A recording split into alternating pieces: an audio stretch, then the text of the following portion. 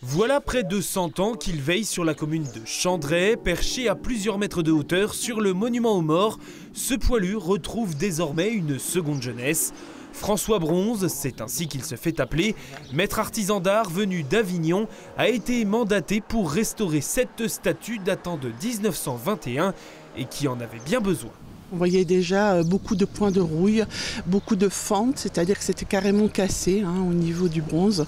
Et puis voilà, il était en mauvais état, il est à un endroit effectivement où il prend le vent, les intempéries. Donc là, on se rendait compte que si on ne faisait pas quelque chose rapidement, il allait tomber. En tout cas, il y a des membres qui allaient tomber. Je connais en particulier ce modèle que j'ai dû faire 8 ou 9 fois déjà.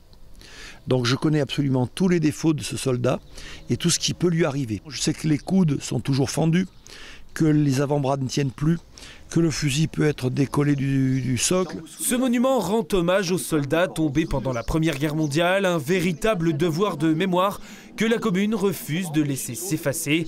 Ce soldat est aussi un pan du patrimoine local que les habitants sont fiers de voir renaître. C'est un très très bon travail, c'est magnifique, bravo à celui qui l'a fait quoi. Non, c'est trop beau. Ça fait un peu comme les petits soldats à l'ancienne. Ouais, c'est vraiment joli quoi. Des travaux qui ont débuté il y a maintenant une dizaine de jours et qui s'achèveront d'ici peu.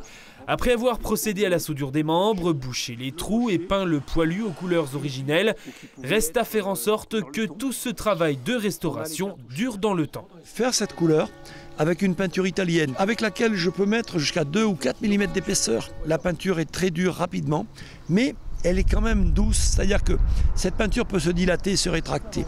Et c'est ce qui fait qu'elle ne va pas se fendre, mais tel qu'il est là, il peut tenir 80 ans sans problème. Montant total près de 10 000 € qui pourrait, si le dossier est accepté, être subventionné par la région et l'Office national des anciens combattants et des victimes de guerre.